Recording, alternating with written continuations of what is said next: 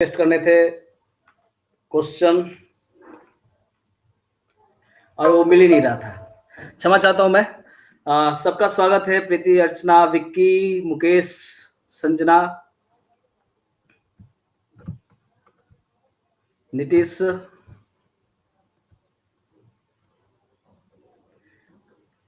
राजी, रोशन, अतुल, सुरभि, रिंकी, कुमारी, लॉकडाउन। जी, लॉकडाउन भी आ गए हैं। तो थोड़ा थोड़ा सा मैं एक समय लूंगा क्योंकि मैं एक पीडीएफ थोड़ा डाउनलोड कर लूं और उसके बाद मैं, क्योंकि थोड़ा लेट हो गया था।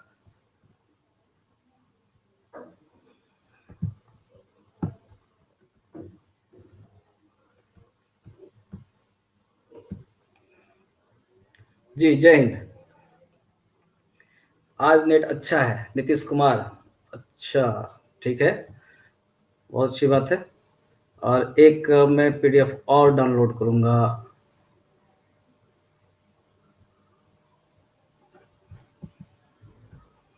एक्चुअली इतना टाइप हो चुका है क्वेश्चन अगर पता नहीं चलता कहाँ गया। जी, मोहन मिश्रा जी, सोनू चौहान, स्वागत है।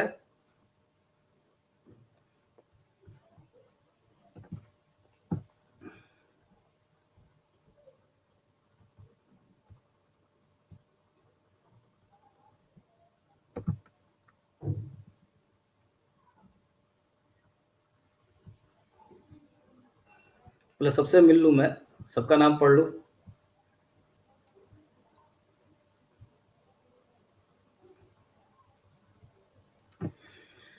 चलिए, तो आज का जो क्वेश्चन है वो इतिहास से है। लेकिन क्या आप क्वेश्चन थोड़ा हैवी ले सकते हैं कि नहीं? हैवी का मतलब है कि एक मैंने कुछ आसान क्वेश्चन भी सेट किया है। आसान देखने में लगता है नहीं, और एक थोड़ा और हाई लेवल का है, तो उसको देखा जाए। क्योंकि इतिहास से संबंधित हम लोग 2-3 टेस्ट ले चुके हैं बहुत पहले भी। अभी स्पेशल क्लास चल रहा था तो लगातार हम लोग इतिहास से संबंधित क्वेश्चन पूछे गए थे, तो जिसमें बहुत आसान आसान भी क्वेश्चन थे, मिला जुला सरकार था। ठीक है, तो अब भी मैंने क्या किया है कि थोड़ा ऐसा भी कुछ किया जाए, जैसे कि देखिए कभी कभी क्या लगता है छात्रों को या हम लोग को भी कि हम लोग बहुत पढ़ लिए हैं, लेकिन सच बताए ये अथाह समुद्र है जिसमें आपको एहसास हो जाएगा, जिसमें आपको एहसास होगा कि ये कभी भी खत्म होने वाला चीज नहीं है। जीएस का मतलब इतना जान लीजिए कि सिर्फ गोता गोता लगाया है आदमी और कुछ कुछ बूंद लेते जा रहा है। ठीक, क्वेश्चन से आपको पता चलेगा। और इसलिए मैं कहता हूं कि धैर्य से पढ़िए। एनसीईआरटी बुक को ले लीजिए आप लोग। एनसीईआरटी बुक क्यों काम करेगा आपका? क्योंकि आपके बेस को बहुत मजबूत करेगा। ठीक, और बेस मजबूत करना बहुत जरूरी है। फिर न्यूज़पेपर पढ़ना बहुत जरूरी है। न्यूज़पेपर पढ़िए, उसको नोट्स बनाइए। जहां तक अगर बहुत लोगों को अगर गलत धारणा हो जाती है कि हम बहुत पढ़ लिए हैं, बहुत पढ़ लिए हैं, एज ए टीचर भी, एज ए टीचर भी मैं कह रहा हूं कि मुझे लगता है कि मैं बहुत पढ़ लिया हूं, ऐसा नहीं है। जीएस में कोई भी परिपूर्ण नहीं हो सकता है। ठीक, तो जी अच्छा, जीएस का एक फुल फॉर्म लिखा है मुकेश कुमार ने, गहरा समुद्र, एक गहरा सागर। ठीक है, तो इसके लिए बस एक ही उपाय है, एक एनसीईआरटी बुक पढ़िए जो ज्यादा काम करेगा, पुराना वाला जो मिलता है। दूसरा आप क्या कीजिएगा, दूसरा आप ये कर सकते हैं, जैसे कि न्यूज़पेपर पढ़िए। सबका स्वागत है। क्या लिख रहे हैं? हाँ, लेकिन एक चीज सबसे ज्यादा, समुद्र है कोई बात नहीं, लेकिन अगर आपको एग्जाम निकालना है तो धैर्य चाहिए, विश्वास चाहिए। दो चीज विश्वास रखिएगा। पहला कि आप निकाल लीजिएगा। दूसरा, अगर हम पढ़ा रहे हैं तो आपको मेरे पढ़ाने पे विश्वास रखना होगा। आप कभी भी ऐसे करके पढ़िएगा, सर कैसे बोल रहे हैं, सर मस्ती कर रहे हैं, सर का डायलॉग क्या है, सर का ये क्या है, ये मत देखिए। बस मस्ती करने के लिए बोलता हूं मैं, इसलिए कि आपको अच्छा लगे। लेकिन कभी भी आप जब ऐसे पढ़िएगा ना तो लगेगा आपको कि क्या बोलते हैं, आप कुछ पढ़ ही नहीं पाइएगा, इतना जान लीजिए। कभी भी, तो कहीं भी जाइए, विश्वास से जाइए। ठीक है, और देखिए हम लोग का क्या है, हम लोग का भी जैसे कि अभी कुछ दिन मेरा क्लास नहीं हुआ। ठीक, कुछ दिन क्लास नहीं हुआ तो नेचुरल आप लोग का पढ़ाई तो रुका नहीं था। मतलब बहुत लोग इधर उधर गए, लेकिन मैं छटपटाया हुआ था किस तरह से मैं आप लोग साथ जुड़ूं। ठीक ना? तो मुझे पता है कि आप लोग कहाँ-कहाँ गए, कैसे-कैसे घूमे, कहाँ-कहाँ घूमे, सब कुछ पता चलता है रहता है। लेकिन मुझे अफ़सोस इसके लिए लगता है कभी-कभी कि जैसे कि अब पढ़ा रहे हैं, तो बहुत से बच्चे ऐसे हैं कि बहुत तेज़ भी हैं। तो बहुत तेज़ का मतलब ये नहीं है कि आप जैसे कि देखते होंगे कभी आप घूमते हैं, लोग आते हैं, फिर चले जाते हैं, नहीं, अपने मन से आकलन करते हैं। लेकिन सच बताएँ ना, जो 10 साल का एक्सपीरियंस में एक ही चीज़ कहते हैं कि जैसे एक ऐड देखते हैं कि भैया आप पैराशूट ले लो, तो बोला नहीं छोटे, हम तो सब कुछ देख लिए हैं, जीएसटी, नोटबंदी, कोरोना-वोना सब देख लिए हैं। तुम अब तुम्हारा लाइफ जीना बाकी है, तुम जी लो। बोला कहाँ देखा? ठीक है, कहाँ देखा? तो सही में हम देख चुके हैं, बहुत लाइफ देख चुके हैं, बहुत लोगों को देख चुके हैं, तेज़ से तेज़ बच्चों को देखे हुए हैं, लेकिन कहीं न कहीं वो गड़बड़ कर जाते हैं।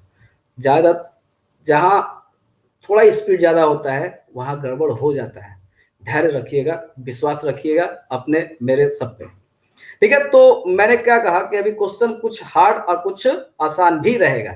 तो पहले आसान चलते हैं, उसके बाद हाँ, पहले आसान चलते हैं, उसके बाद थोड़ा हार्ड चलते हैं। प्रीति ओझा जी स्वागत है। ठीक, करिश्मा जी स्वागत है। तो पहला क्वेश्चन है ये, निम्नलिखित में से किस वैदिक साहित्य में वर्णों का मतलब होता है जाति, ठीक, प्राणी पर प्रणाली पर चर्चा किया गया है? तो ऋग्वेद, सामवेद, यजुर्वेद, अथर्ववेद। ठीक है, तो मैंने सेट कर दिया है। पहले थोड़ा आसान चलते हैं।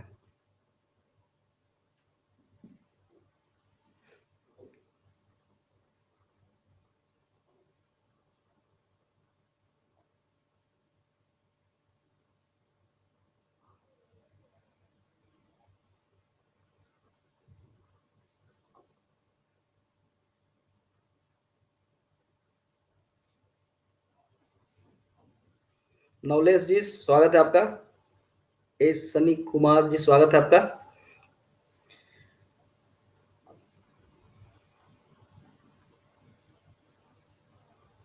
जी कमेंट में ना लिखें। अरविंद जी पहले नंबर पे आए हैं पहले क्वेश्चन में। और मोहित राज स्वागत है। सबसे प्राचीन ग्रंथ है और जाति का यानी 4 वर्णों का जो चर्चा किया गया है, यही किया गया है, इसी में किया गया है। तो वही पहला क्वेश्चन, आसान क्वेश्चन। चलिए दूसरा क्वेश्चन, निम्नलिखित में से कौन सा वैदिक साहित्य बलिदान सूत्रों का संग्रह है? बलिदान सूत्रों का संग्रह है, ऋग्वेद, सामवेद, यजुर्वेद और अथर्ववेद। ठीक है, तो देख लीजिए इसमें।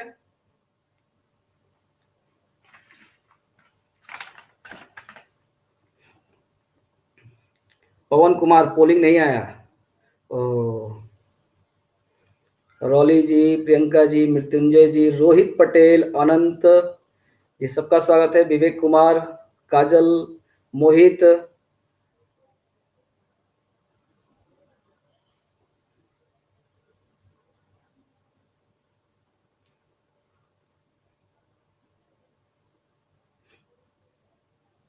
जी जादू टोना, उषा कुमारी पहले नंबर पे है। ऋग्वेद सबसे प्राचीन है, संगीत का जनक सामवेद, यजुर्वेद यज्ञों का, और अथर्ववेद जो है जादू टोना के लिए, और इसी में बलिदान सूत्रों का भी संग्रह किया गया है। चलिए नेक्स्ट क्वेश्चन देखते हैं। निधि जी स्वागत है आपका। निम्नलिखित में से कौन सा वैदिक साहित्य पैर के पास बैठने को संग्रहित करता है? मतलब ऐसा कौन सा वेद है जिसका फुल फॉर्म कह सकते हैं कि पैर के पास बैठकर ग्रहण करने का। पैर के पास बैठने का मतलब क्या हो गया? गुरु के पैर के पास बैठकर।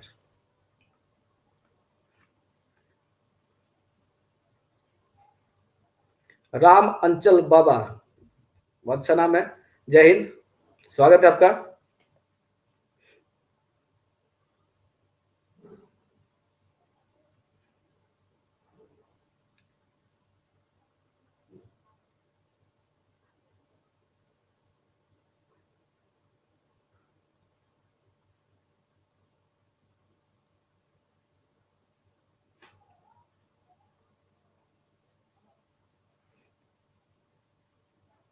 यहाँ पे देखिए डी कुमार चल रहे हैं पहले नंबर पे, और शंभू चल रहे हैं दूसरे नंबर पे, और अरविंद जी चल रहे हैं तीसरे नंबर पे। तो पहले क्वेश्चन में अरविंद जी पहले नंबर पे थे। पुष्पा चल रही है 4 नंबर पे, अनंत कुमार, रोहित पटेल, गौरी मिश्रा, रॉली, गौतम वर्मा और उषा कुमारी। ये 4 नंबर पे है अनुष्का जी और प्रेम जी का स्वागत है। तो ये रहा वेदांग मतलब वेद का अंश, उपनिषद मतलब पैर के पास बैठकर पढ़ने का। संख्या कितना है जी? उपनिषद की संख्या कितनी है? 108, बिल्कुल सही। और ये अरण्य मतलब होता है जंगल में लिखा हुआ बैठकर लिखने वाला ग्रंथ। और ब्रह्म ग्रंथ का मतलब होता है वेदों को सरल रूप से समझाने वाले को ग्रंथ को ब्रह्म ग्रंथ कहा जाता है। शिखा जी स्वागत है जी। वेदांग 6 है। यहाँ पे देखिए ब्रह्म ग्रंथ के बारे में भी बात कर ही रहे थे। निम्नलिखित में से कौन सा सही जोड़ा नहीं है? याद रखिएगा, सही जोड़ा नहीं है। यानी एक तरफ ब्रह्म ग्रंथ दिया हुआ है और एक तरफ कौन से वेद का है, अभी जो चर्चा कर रहे थे। इसी का जी स्वागत है आपका।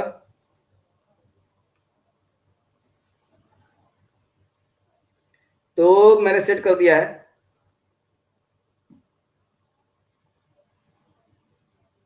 जी, टाइम सेट हो गया है।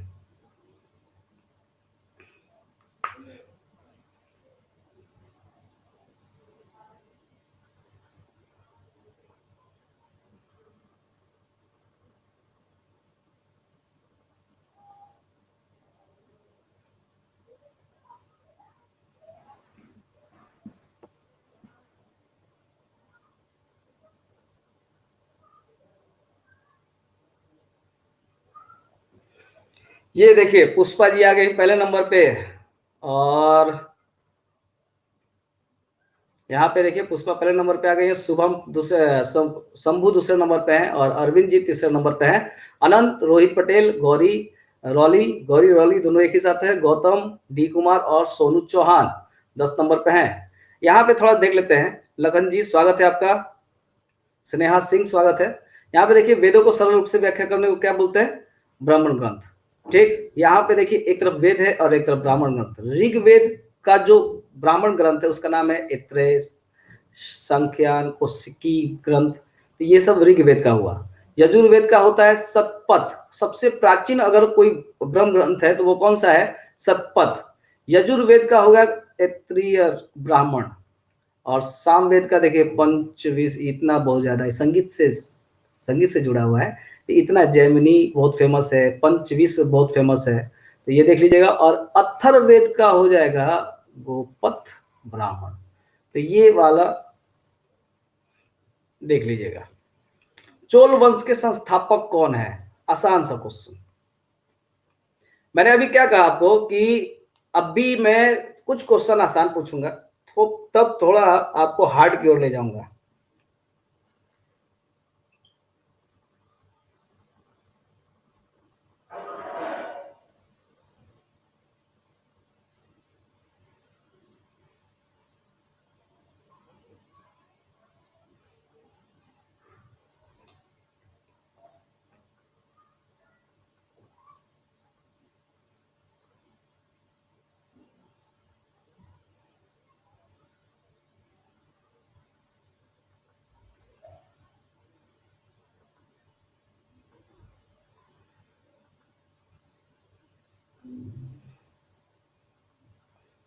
ठीक है, हो गया।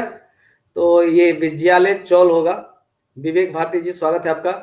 अब ये देखिए विक्रम संवत की शुरुआत कब हुई थी? ये थोड़ा जरूरी है क्योंकि आप जब रेलवे का या आप दरोगा का या सिपाही का एग्जाम देते हैं तो इस तरह के क्वेश्चन पूछे जाते हैं, इसलिए मैंने इस तरह का क्वेश्चन दिया हुआ है। लेकिन अगर आप जब आईएएस की ओर या पीसीएस की ओर चलते हैं तब आपके लिए थोड़ा क्वेश्चन को हार्ड कर दिया जाता है। और हार्ड का तरीका भी कुछ कुछ खास नहीं है, बस उसमें डिस्क्रिप्टिव टाइप का क्वेश्चन रहता है।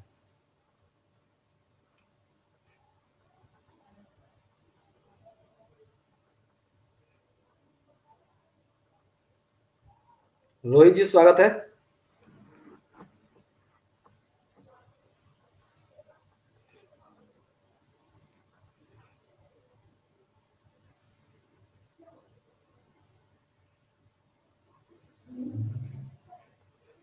चलिए, तो ये हो गया आपका क्वेश्चन का जवाब। अब थोड़ा बहुत अभी और आसान चल रहा है, एक और आसान ले लेते हैं क्योंकि क्वेश्चन ज्यादा है। गुलाम वंश के संस्थापक है और नींव रखने वाले यही हैं।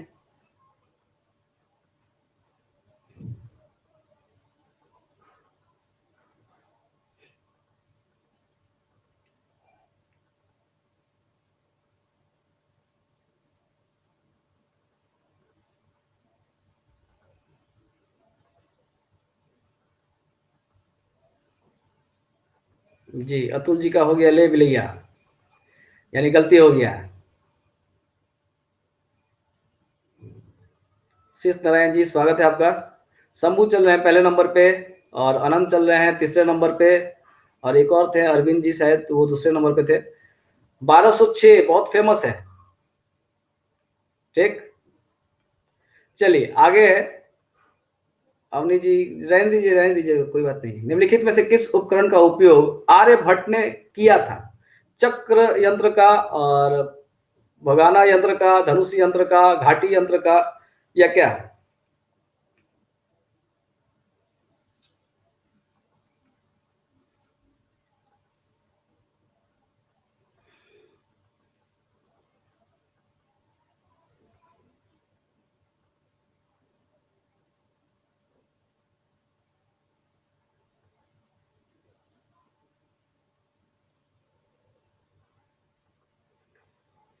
राज सिन्हा का गलती हो गया। और जय हिंद, जय हिंद।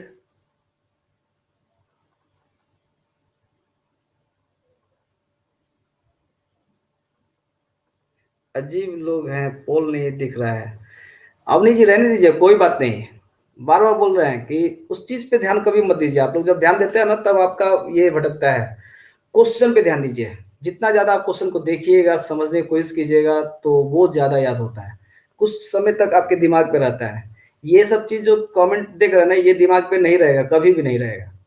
तो इन पे ना ध्यान दें कभी भी। ठीक। सबसे बड़ी बात तो आपका बस एक ही चीज होना चाहिए कि मुझे फर्स्ट आना है। बस एक भूख होना चाहिए, जुनून होना चाहिए।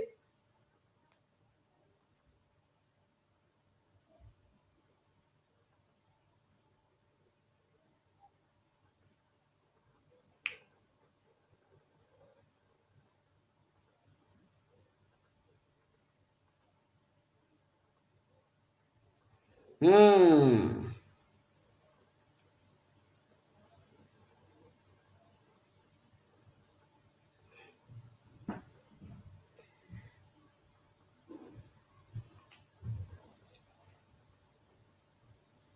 जी, तो यहां पे देखिए उपयुक्त सभी होगा। और दो अगर आपको कभी भी हल्का फुल्का कंफर्म लगे ना, तो कभी उपयुक्त सभी मार के निकल जाइए। ठीक। और ये ट्रिक हमेशा काम आएगा। जब भी एक जैसा कोई चीज लगे, तो 90% दावा ठोकते हैं कि सही होगा, 10% ही गलती होगा। कभी आपको नहीं आता है, क्वेश्चन एकदम नहीं आ रहा है, तो इस मार कर निकलिए, छोड़िएगा नहीं कभी इसको। ठीक। अब ये है कि 1858 को उड डिस्पैच की उपलब्धियों का आकलन करने के लिए किस आयोग का गठन किया गया था? ठीक।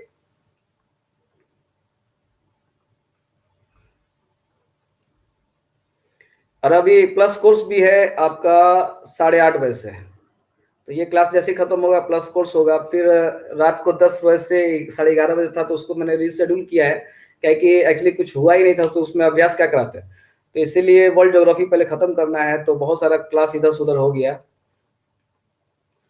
जी, वर्ल्ड क्लास का बहुत ज्यादा दिक्कत हुआ। सचिन चंद्रा जी स्वागत है। सोनू कुमार स्वागत है। अब ये आसान क्वेश्चन धीरे धीरे खत्म होने वाला है। अब मैं कहूंगा कि आप लोग थोड़ा अब क्वेश्चन को, ऋषभ जी स्वागत है। शंभू चल रहे हैं पहले नंबर पे, और अरविंद चल रहे हैं दूसरे नंबर पे, अरविंद जी। अनंत कुमार चल रहे हैं तीसरे नंबर पे।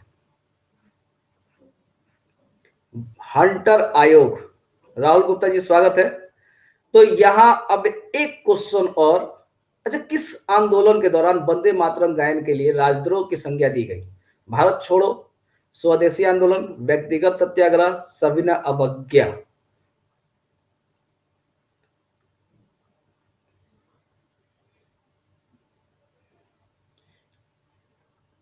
सबसे आश्चर्य की बात है, जैसे यूपी बिहार के जितने भी लोग मजदूर वर्ग के हैं, लोग वहाँ पे जॉब कर रहे थे, और कोई ऑटो चलाता है, कोई काम करता है, काम ही नहीं है तो पैसा नहीं है, पैसा नहीं है तो बेचारे भूखे 1000 किलोमीटर, सोचिए अपने परिवार को बचाने के लिए लोग पैदल चले हैं। बहुत मतलब देखकर एक अजीब सा फीलिंग हो रहा है कि क्या हो रहा है ये। लेकिन उनकी सुरक्षा के लिए है, लेकिन सच बताए तो 2-3 महीना के बाद बहुत लोग को प्रॉब्लम होगा। अरविंद जी पहले नंबर पे आ गए हैं, शंभू दूसरे नंबर पे, अनंत तीसरे नंबर पे। यहाँ पे क्यों चले हैं, तो इसका कारण ये है कि रोज कमाते हैं, रोज खाते हैं। अगर काम ही नहीं रहेगा तो अपने परिवार को भूखे तो नहीं मारेंगे लोग, इसलिए वहां से चले, घर पे जाएंगे, घर पे अनाज तो रहेगा। निम्नलिखित में से किसने प्रथम बौद्ध परिषद की अध्यक्षता की थी? प्रथम बौद्ध। टाइपिंग मिस्टेक में आप टाइपिंग मिस्टेक देख लीजिएगा, थोड़ा बहुत रहता है।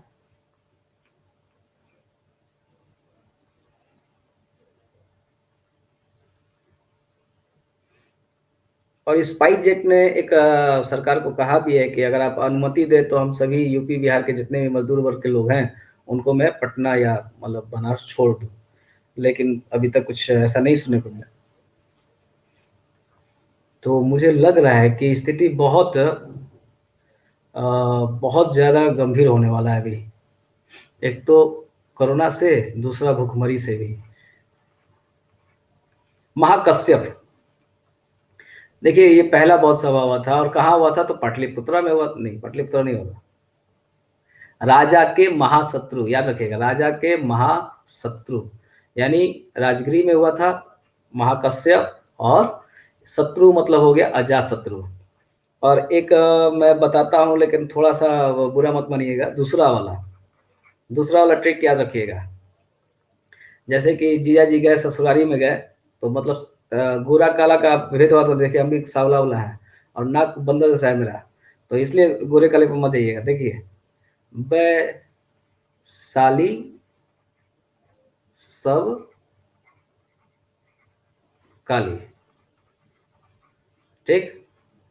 तो देखिए दूसरा क्या हुआ था, वैशाली में सब मतलब सबा कामी, सबा कामी, और काली मतलब काला शोक। तो ऐसे याद रखेगा कि वह, जैसे जिया जी सब, जिया जी कैसन कैसन था, कैसन था, वैस साली सब काली, ऐसे लोग बोलते हैं। लोग ऐसे काला गोरा मैं नहीं मानता हूँ, बस एक याद करने के लिए फनी बनाना पड़ता है, इसलिए मुझे पता है कि गोरे कलर से लोग बहुत ज़्यादा फ्रस्ट्रेट होते होंगे, लेकिन फ्रस्ट्रेट कभी मत होइएगा। मैं बार बार कहता हूँ, चेहरे से ज़्यादा आपके टैलेंट को लोग पूछते हैं। सर बहुत खराब है यहाँ की दशा, जी बहुत सही सही बात है।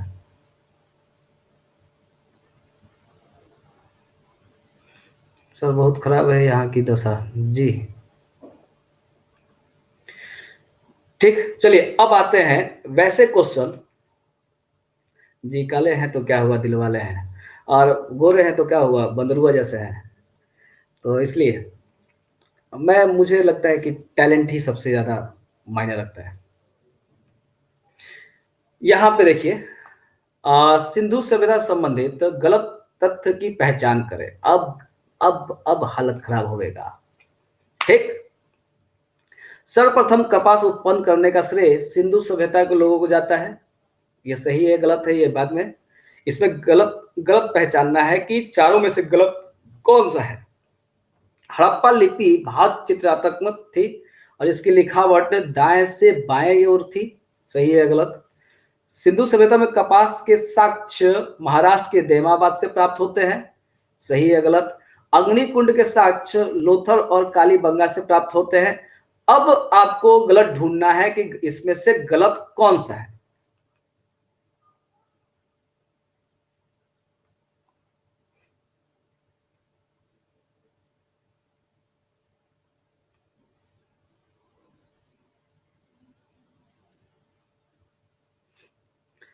और मैं कुछ कुछ क्वेश्चन भगा दूंगा, मुझे पता है कि बहुत सारे क्वेश्चन यहाँ पे गलती हो जाएगा बहुत लोगों का।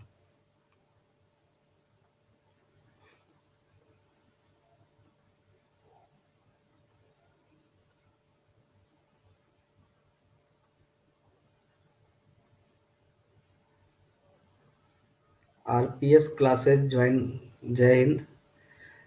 हो गया गलती। यहाँ पे देखिए, सही बात है। सिंधु सभ्यता में सबसे पहले किसकी खेती हुई थी? कपास की। ठीक, ये सही है। हड़प्पा की लिपि, भाव चित्रात्मक, सही है, बिल्कुल सही है ये। और ये वाला देखिए, धान के साक्ष्य कहाँ मिलते हैं? तो लोथल में मिलते हैं। यहाँ दैमाबाद दिया हुआ है, यही गलत है। यानी ये 3 नंबर का क्या होगा? गलत होगा। हाय जय हिंद। इसलिए याद रखिएगा, अग्निकुंड ये सब सही है। और अग्निकुंड तो सही सब जगह मिलता है। चलिए इसको हम रहने देते हैं, ज्यादा आपके लिए याद हो जाएगा। शिल्प वेद, ठीक है। शिल्प वेद किस वेद का उपवेद है? अभी हम लोग ने ब्राह्मण ग्रंथ सुना था, अभी अभी जस्ट क्वेश्चन आया था। तो यहाँ पे विकास जी जय हिंद, यहाँ पर आपका शिल्प वेद का बात आ गया। ठीक, तो किसका है जरा आप बताइए। तो होगा ये। जय हिंद विकास जी।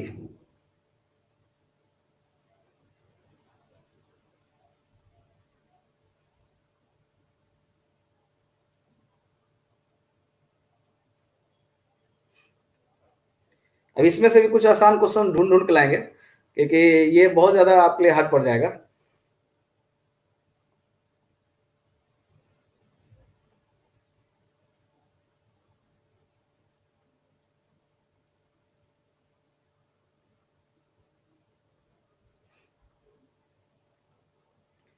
हो गया। चलिए यहाँ पे एक चीज बताइए, शिल्प वेद तो हो गया किसका? अथर्ववेद का। अब ऋग्वेद का जो है, हम्म, सामवेद का क्या हो जाएगा? गंधर्व, गंधर्व वेद।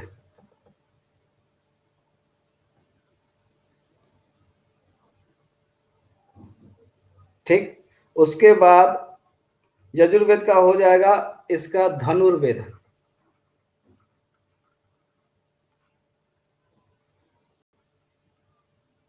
और ऋग्वेद का क्या हो जाएगा? आयुर्वेद। चलिए इस क्वेश्चन को नहीं समझ में आया क्या? अतुल जी बोल रहे हैं नहीं समझे सर, तो बता रहे हैं। देखिए 4 वेद है, ठीक। अब उसकी पत्नी है ब्राह्मण ग्रंथ, जो वेद को सरल रूप से समझाए। और वेद का बेटा है जो छोटा वेद का छोटा रूप को हम लोग बोलते हैं उपवेद। यानी हर वेद का एक उपवेद होता है। तो ऋग्वेद का हो जाएगा आयुर्वेद, यजुर्वेद का हो जाएगा धनुर्वेद, अथर्ववेद का हो जाएगा शिल्प वेद, और सामवेद का हो जाएगा गंधर्व वेद। वो तो वेद का अंग है जो 6 प्रकार के होते हैं। वेद का अंत भी कह सकते हैं, अंत वेदांत। बुढ़ौती वाला समय 6 है, शिक्षा कल्प ये सब। चलिए क्वेश्चन अभी रहने देते हैं, आगे का आप लोग को थोड़ा आप लिए हट पड़ेगा। ये क्वेश्चन थोड़ा आसान है, देख लेते हैं।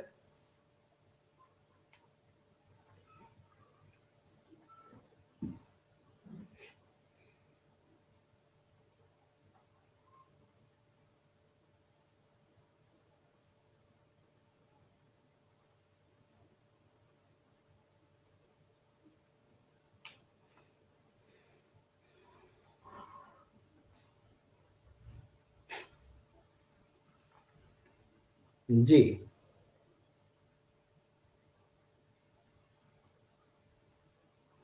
तो यहां पर होगा गौतम बुद्ध। इसको तो बोलने की जरूरत ही नहीं है, सबको पता है। जातक ग्रंथ, ये भी थोड़ा आसान है, ज्यादा आसान है। कभी कभी वैसा प्रश्न भी अच्छा ही लगता है सर। हाँ, एक्चुअली ज्यादा दे देंगे ना तो सब लोग, आधा लोग तो पहले भाग जाएगा कि बोले बाप रे बाप सर जी।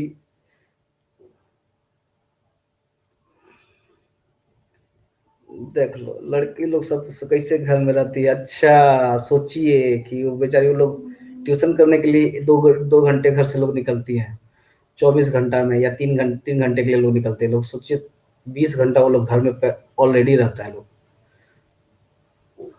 गर्ल्स लोग। ये बहुत बड़ी बात है। अब सबको समझ में आ रहा है कि, और यही कारण है कि वो लोग कोचिंग थोड़ा सा घूमना चाहते हैं। तो 3 घंटा घूम लिए तो लगेगा चलो ठीक है, 21 घंटा घर में रहना है। अगर कोचिंग नहीं है तो 24 घंटा घर में रहना है। लड़के कहीं ना कहीं घूमेंगे ही।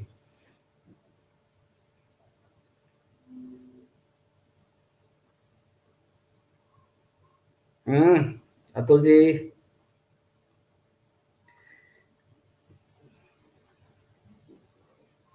चलिए बताइए कि दक्षिण स्थित किस वंश का चिन्ह, राजकीय चिन्ह धनुष है? जी, मन नहीं लगता है, पता है मुझे। यहाँ पे देखिए, दक्षिण स्थित किस वंश का चिन्ह, राजकीय चिन्ह धनुष है? तो यहाँ मैं सेट कर देता हूं।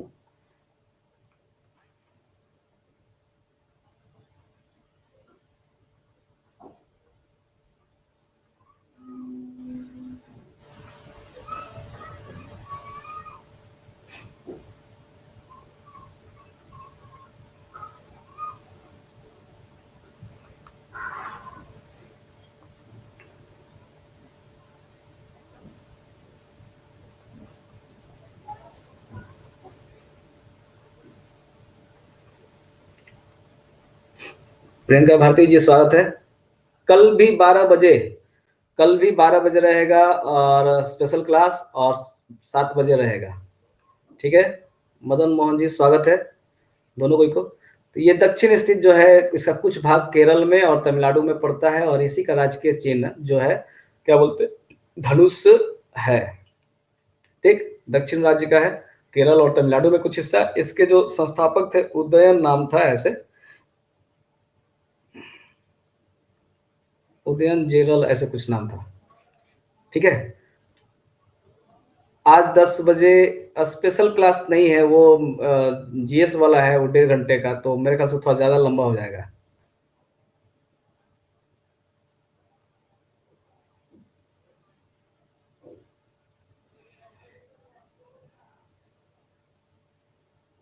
क्वेश्चन पढ़ लिया आप लोग?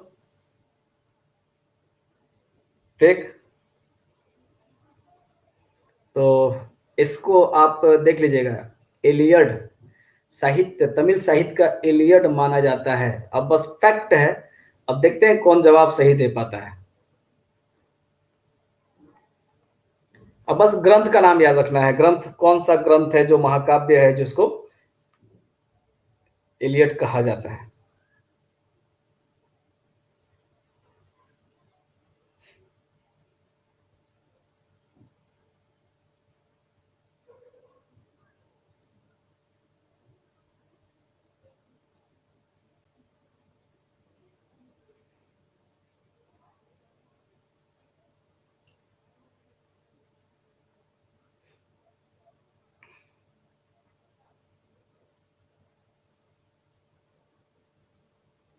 आनंद जी पहले नंबर पे आ गए। देखिए भाई, ये तो संगम वंश का था। इलियड, इलियड जो है, इसको क्या कहा जाता है, यूरोप का महाकाव्य, एक शब्द आया था, जिसके रचनाकर्ता कौन थे? रचनाकर्ता थे होमर। ठीक, होमर थे। तो अब सोचिए कि इसके यूरोप का महाकाव्य लिखने वाले थे होमर, जिसे इलियड कहा जाता है, ग्रंथ का नाम था। और यही संगम वंश में अब उस यूरोप के समान दक्षिण भारत का कौन था? तो शिल्प ऐसे राम है, ठीक ना? तो टाइपिंग मिस्टेक हो सकता है। किस जैन धर्म ने नारियों को भी अपने धर्म में प्रवेश करने की अनुमति दी थी? क्लियर है? अब बताइए, महावीर स्वामी, ऋषभदेव, पार्श्वनाथ या अष्टिनेमी? तो सेट कर देते हैं। अनुराग जी स्वागत है आपका। कल 12 बजे से आधुनिक भारत है। कल 12 बजे से आधुनिक भारत होगा, और फिर शाम को फिर पॉलिटिकल कुछ होगा क्वेश्चन।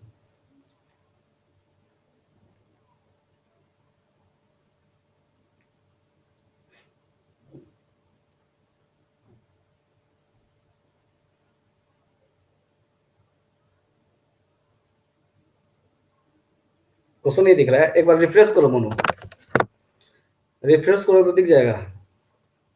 सुजाता कुमारी जी स्वागत है आपका। 10 बजे वाला का क्लास एक्चुअली बहुत ज़्यादा शेड्यूल कर चुके हैं, तो अब उसको थोड़ा लाइन पे लाना है। तो कैसे कैसे अभी ला रहे हैं अभी। पार्श्वनाथ, ठीक है। ये पार्श्वनाथ कौन थे? 23वें तीर्थकर थे, और इन्होंने क्या कितने व्रत जोड़े थे? व्रत मतलब एक धर्म निभाने के लिए, एक सही पुरुष बनने के लिए इन्होंने 4 व्रत जोड़े थे। ठीक, चोरी करना, झूठ बोलना, संपत्ति खूब रखना, यही सब ना था? लड़ाई खूब करना, ठीक?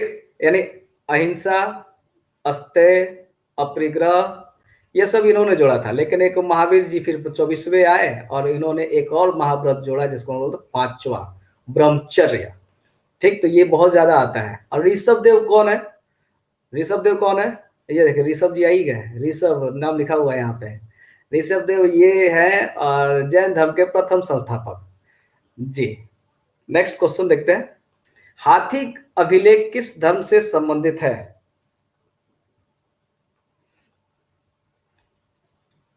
हो गया? सेट कर दें? पक्का? लॉक करें? ये लीजिए, लॉक हो गया।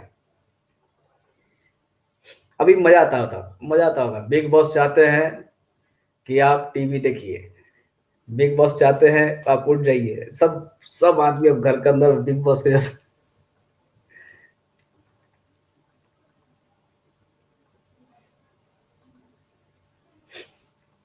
ये कभी सही में काम नहीं जब रहता ना तो सोना उठना टीवी देखना, मोबाइल ऐसे देख रहा है आदमी, मोबाइल देख रहा था खाली कोरोना कोरोना कोरोना कोरोना हो रहा है। अभी देखिए महाभारत भी शुरू हुआ है, रामायण भी शुरू हुआ है।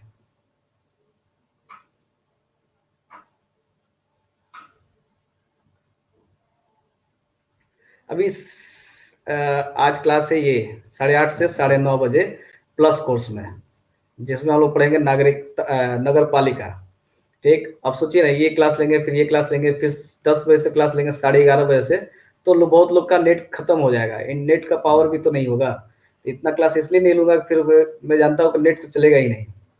रैंक भी दिखा रहा हूँ मैं। तो ये जैन धर्म से हाथी गुफा लेख, हाथी गुफा, हाथी गुफा से निकला है ना जी। तो हाथी खार खाया, खारवेल, कलिंग के राजा, हमेशा याद रखिएगा खारवेल। और किस धर्म से थे? जैन धर्म से संबंधित थे। क्वेश्चन, निम्नलिखित में से किस भारतीय देवता की मूर्ति ग्रीक रोमन देवता अपोलो से मिलती जुलती है? Question number 11। ठीक, तो अब मैं सेट कर देता हूं। तो ये रहा आपका, सेट कर दिया मैंने।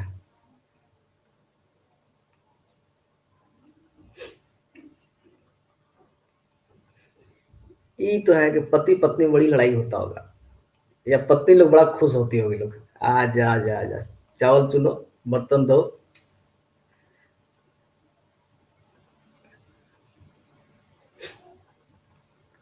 3 महीना बाद क्या होगा? जब सब लोग कहे चलो अब घूमने निकलते हैं 3 महीना बाद, तो आदत हो जाएगा घर का, तो बाहर मन ही नहीं लगेगा सबको। सुरेश जी स्वागत है, काव्या कुंज जी स्वागत है। तो यहाँ देखिए ये रहा क्वेश्चन का जवाब। पोलिंग हो चुका है, तेज प्रताप जी भी हैं। ले गया। गौतम बुद्ध,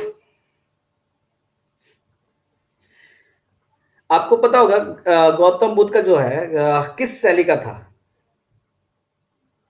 किस शैली का था? शैली तो गंधार शैली का था।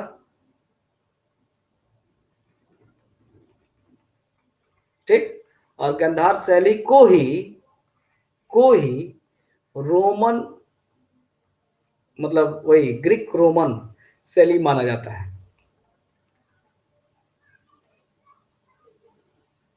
चलिए नेक्स्ट, भारत देश का भारतवर्ष सर्वप्रथम किस पुस्तक में आया था? अब बताइए।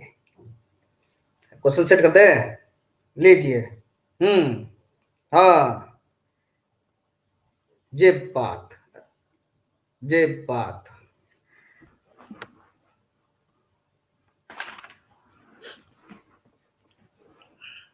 अभी तो हो रहा है ना, 1 घंटा बाद थोड़ा चाय बनाइए हो तो। अच्छा, 1 घंटा बाद फिर थोड़ा चाय बनाइए हो तो। मन ही मन लोग गाली देता है, काय बंदी हो गया, दिन भर चाय बनाइए चाय बनाइए चाय बनाइए।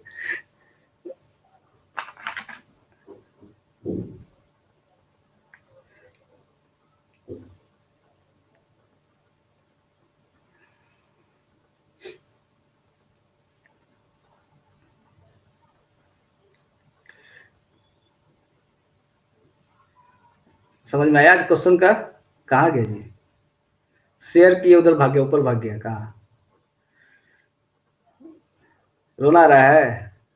अष्टाध्यायी, अर्थशास्त्र, इंडिका और हर्षचरित और भारतवर्ष का उपयोग सबसे पहले अष्टाध्यायी में किया गया है। तो तीनों का नाम आप जान लीजिएगा। इसके तो भाई कौटिल्य है, चाणक्य है, इंडिका मेगास्थनीज और हर्षचरित के थे बाणभट्ट। लेकिन अष्टाध्यायी के लेखक कौन थे जी? अवनी ने बता ही दिया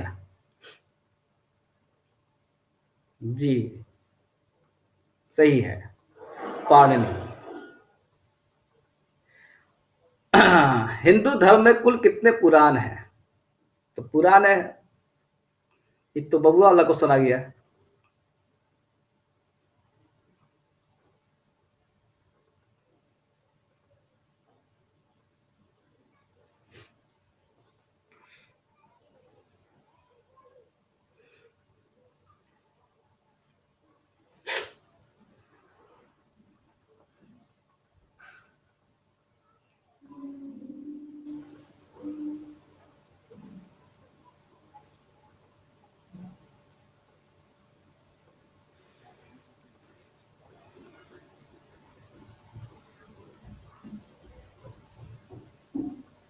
कहाँ गया?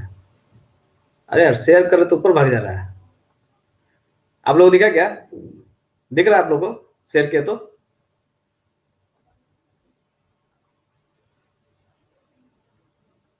नहीं वो नहीं, मतलब अभी आप लोग का स्कोर बोर्ड शेयर कर रहे थे तो शेयर किए तो ऊपर भाग गया। क्या हो गया है? चलिए, पुराण सबसे ज्यादा एक मत्स्य पुराण बहुत फेमस है, और मत्स्य में ही विष्णु के 10 अवतारों का वर्णन किया गया है। अगर मैं आपसे पूछूं कि मत्स्य जो पुराण है, जो सबसे प्राचीन है, वो किस वंश से संबंधित है? किस वंश से संबंधित है? नहीं, गुप्त वंश, डी कुमार गुप्त वंश बोल रहे हैं ना? हम्म, सातवाहन। बिल्कुल सही, सातवाहन वंश से। मौर्य कल्याण अधिकारी और उनसे संबंधित विभागों के गलत युग को पहचानिए। ठीक, तो ये क्वेश्चन नंबर है ये। और ये देखिए, इसमें टाइपिंग ठीक नहीं है, थोड़ा सा इसको रहने देते हैं। निम्नलिखित में से कौन सा गुप्तकालीन मंदिर उत्तर में स्थित है? ठीक है, उत्तर में स्थित है। तो मैं सेट पहले कर देता हूं, उसके बाद इस पे चर्चा करेंगे हम लोग।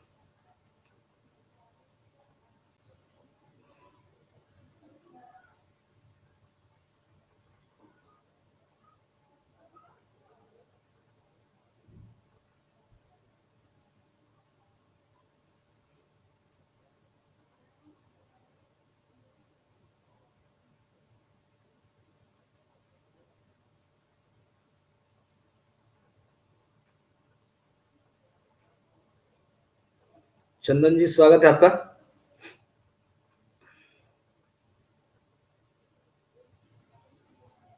दिखा क्या आप लोग को? पहले यहाँ पे आता था, अभी आ ही नहीं रहा है। चलिए, तो यहाँ देखिए, उदयगिरी विष्णु, ये सब जितना भी है एमपी में दिगवा। अच्छा, अब आया, ऊपर से आया अभी।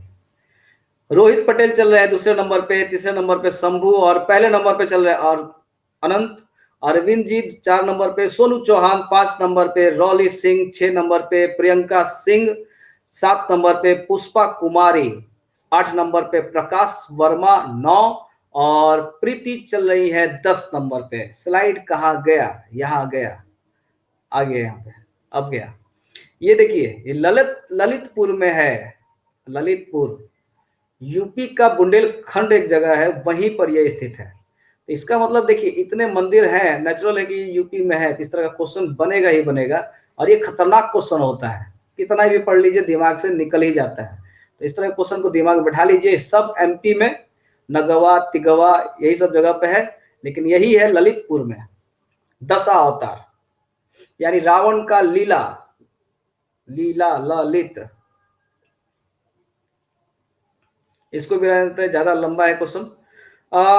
6ठी शताब्दी में आयुर्वेद के प्रसिद्ध अष्टांग हृदय की रचना किसने की थी?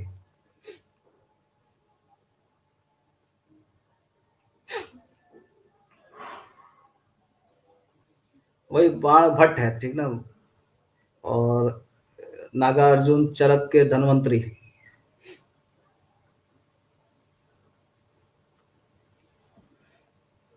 ब्रिजेश कुमार, अंजलि सिंह, प्रेम कुमार, अफसाना, राहुल, रिया सिंह, अंकित मिश्रा, अवनी। राहुल कुमार जी, स्वागत है आपका।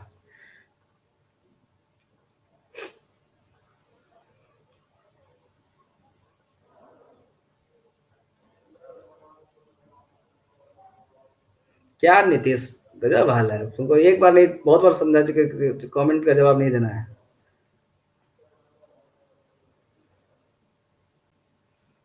कहाँ गया जी? इन्होंने ही रचना किया था। किसका? इसका। अभी आया। अभी भी अनंत कुमार पहले नंबर पे चल रहा है।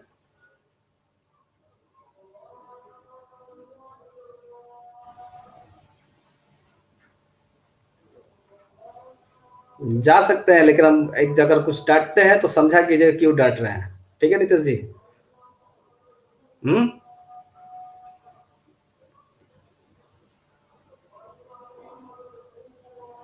कभी भी किसी को कोई अगर डांटा जाए तो इसका मतलब ये नहीं है कि आप तुरंत नाराज हो जाइए, समझा कीजिए क्यों डांट रहे हैं। और एक बार नहीं, पचासों बार प्यार से हर चीज को समझा चुके हैं कि कमेंट में आप जवाब जब देते हैं, किसी का जवाब देते हैं, तो आप क्या करते हैं, आपका दिमाग डाइवर्ट होता है, आप उस तरफ उधर ना ध्यान देकर इधर ध्यान दिया कीजिए।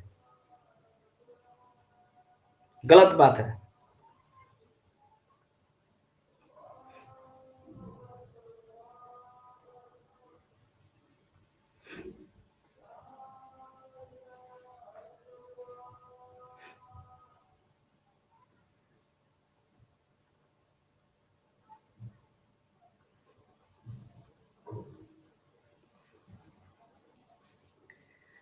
जब आप लोग नहीं समझिए तो फिर कौन समझेगा? भावनाओं को समझिए, क्यों बोला जा रहा है।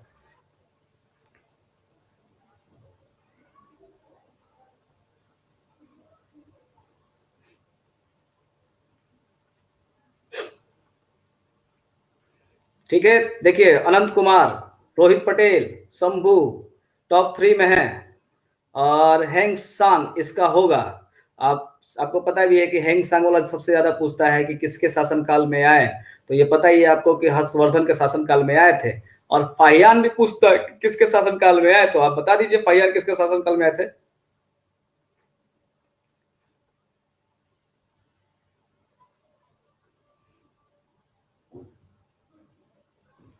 जी, चंद्रगुप्त।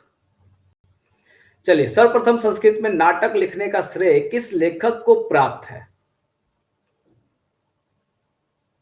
देखिए क्वेश्चन तो आपको बहुत, अगर मैं बोल दूं कि एकदम आसान सा दे रहा हूं मैं, तो आप लोग खुद समझ में आ जा रहा होगा कि दिमाग का दही हो रहा होगा। क्वेश्चन नहीं दिख रहा है, एक बार रिफ्रेश मारो मनो, आ जाएगा। ठीक है, तो क्वेश्चन नहीं दिख रहा होगा, या मैं क्या बोलते हैं, क्वेश्चन बहुत आसान दिखता है लेकिन ऐसा होता नहीं है। क्योंकि सबको पता है कि कालिदास जो है बहुत नाटककार थे, यानी अच्छे अच्छे किताब लिखे थे। और कालिदास के जितना भी पुस्तक है आप रट भी लिए होंगे, शकुंतलम हो गया, अभिज्ञान हो गया, और बहुत सारे किताब हैं।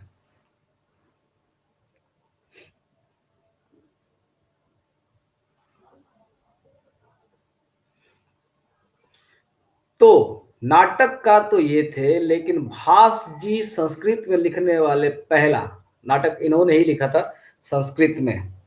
ठीक। किताब का नाम लिख लीजिएगा, क्या है?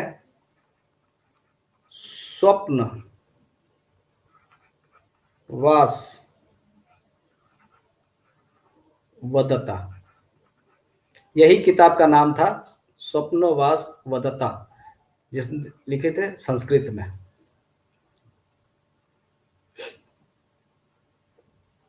प्राचीन काल में कामरूप किस स्थल का नाम था?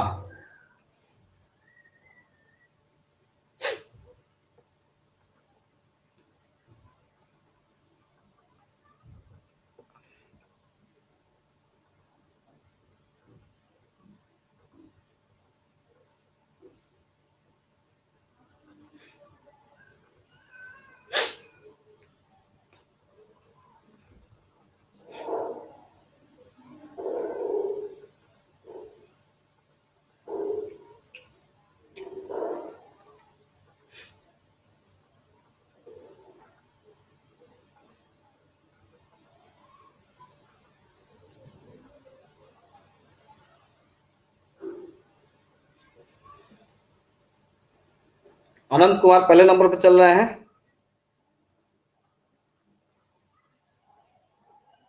ठीक, असम का नाम था पहले, और हरिद्वार का भी नाम था, प्राचीन नाम क्या था हरिद्वार का? तो मायापुरी। हरिद्वार का पुराना नाम था मायापुरी, और थानेश्वर का नाम था गुड्डेस। ठीक, और इनका एक और नाम था मयूर भी, हरिद्वार का। इसको रोबाई का, या ये तो गलती हो गया है, चलिए। किस सुल्तान कालीन में, मतलब सुल्तान हसन निजामी, और यहाँ पे देखिए ऐसे है, ये जो पॉइंट होता है ना, ये वाला है, ऊपर वाला ऐसे।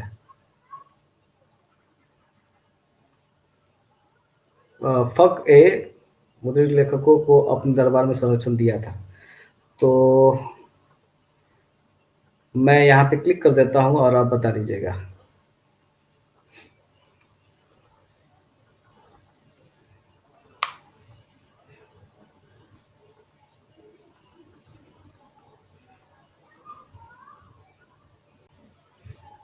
जी, कामरूप उसका अभी भी नाम एक जगह है।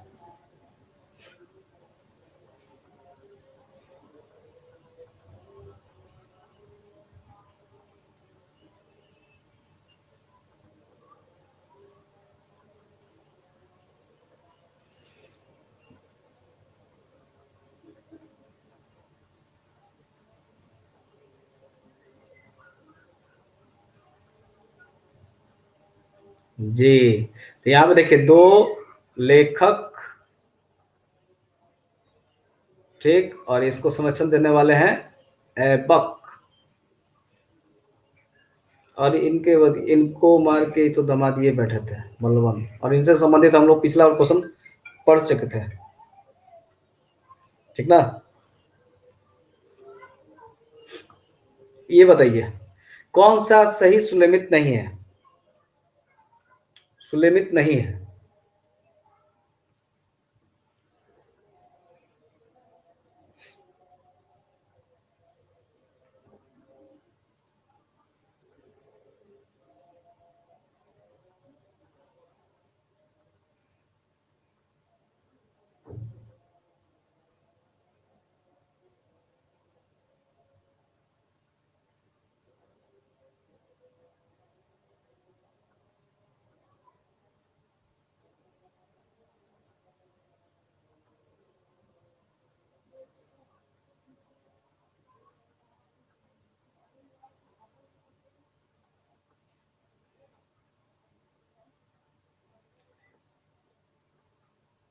हो गया? तो यहाँ पे एक बात याद रखिएगा, सुल्तानगढ़ी का मकबरा बनाने वाले कौन थे? इनके जो दामाद थे वो, कहने का मतलब इल्तुतमिश। ठीक ना? और इल्तुतमिश जो थे, इन्होंने बनवाया था, और तुर्की, यानी तुर्की का बनाया हुआ पहला मकबरा यही था। याद रखिएगा, सुल्तानगढ़ी का मकबरा आपके बुक में दिया है सर। अच्छा, बहुत अच्छी बात है। ये मिला लीजिएगा कि क्या करें, इसको क्वेश्चन को चेंज कर देते हैं, नहीं मिलाना मुश्किल हो जाता है। चलिए, सूफीवाद सिलसिलों में कौन संगीत के विरुद्ध था? नाम देख लीजिए।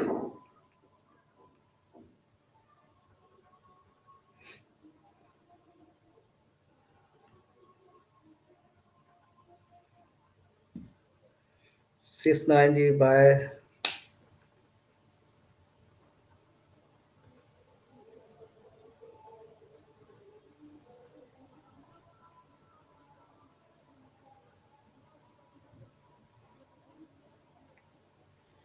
अच्छा, रामलाल प्रसाद मौर्य जी, सबसे कम समय में, क्या बात है।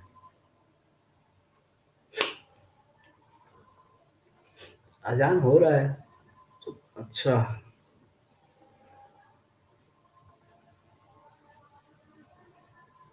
क्या बात है, क्या बात है, अनंत और रोहित एकदम बराबर चल रहे हैं।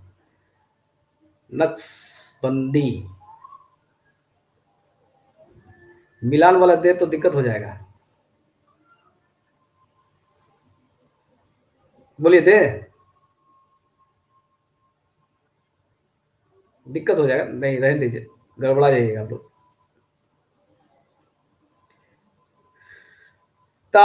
ताली कोट्टा के युद्ध में निम्नलिखित में से कौन संयुक्त मोर्चे की ओर शामिल नहीं हुआ था? ठीक,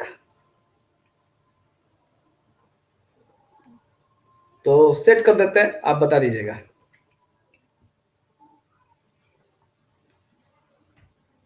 हाँ, उसमें पूछता है, लेकिन देते हैं तो आप लोग गड़बड़ हो जाते हैं या टाइपिंग में मिस्टेक हो जाता है, इसलिए दिक्कत हो जाता है, इसलिए हम नहीं करते हैं। चलिए, इसके बाद एक लास्ट क्वेश्चन पूछेंगे। टिंकू खान जी और डब्लू जी, स्वागत है, लेकिन समय खत्म हो गया है, कल फिर 12 बजे से होगा। और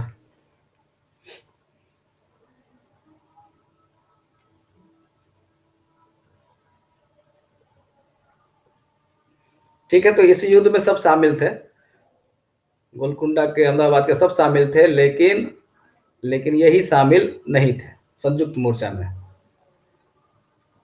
लास्ट क्वेश्चन।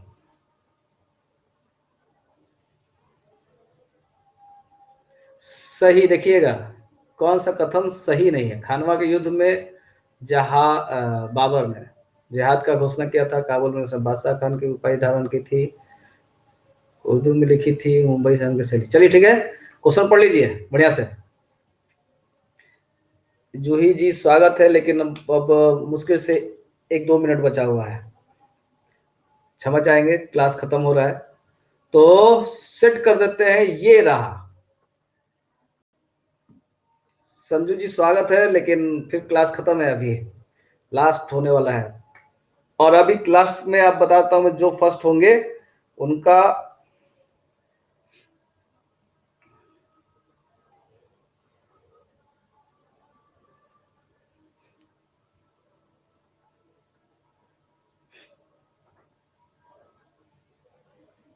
नहीं, रहने देते हैं, अगला क्वेश्चन कल भी देखते हैं।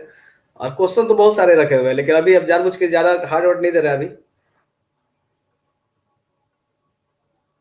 30 हो चुका है एक्चुअली, 10-12 पहले उसमें भी था और इसमें भी था। तो यहाँ पे देखिए, जीतने वाले हैं रिंकू कुमारी 10 नंबर पे, राज यादव 9 नंबर पे, रॉली सिंह 8 नंबर पे, सोनू चौहान 7 नंबर पे, अरविंद 6 नंबर पे, प्रियंका सिंह 5 नंबर पे, पुष्पा कुमारी 4 नंबर पे है, और शंभू है 3 नंबर पे, रोहित पटेल 2 नंबर पे, रोहित पटेल भी बहुत अच्छा कर रहे हैं, और अनंत चल रहे हैं पहले नंबर पे, जीत गए हैं अनंत जी, और ये बहुत खुशी की बात है। और लास्ट 2 क्वेश्चन का पोल नहीं आया, और सब लोग भी कितने लोग थे, 11 पे, और इसके नेट की वजह से, हाँ नेट पता है शाम के वजह, धीरे धीरे नेट तो बहुत ज्यादा प्रॉब्लम कर ही रहा है। यही कारण है कि मैंने जो प्लस कोर्स का 10 बजे वाला क्लास है अभी पोस्टपोन्ड कर दिया, कारण है कि नेट तो चलेगा ही नहीं। और अभी जस्ट आधा घंटा बाद फिर क्लास है, 8:30 से लेकर 9:30 के बीच में। वो प्लस कोर्स में जितने लोग हैं वो पढ़ सकते हैं, नगर निगम और नगर पालिका का चल रहा है, और उसमें भी बहुत सारे क्वेश्चन रहेंगे। ठीक है, तो मिलते हैं कल भी 12 बजे से, नहीं 12:30 से ना, 12:30 से 1:30, और फिर 7 बजे से लेकर 8 बजे के बीच में। ठीक, चलिए तो कल मिलते हैं। जय हिंद।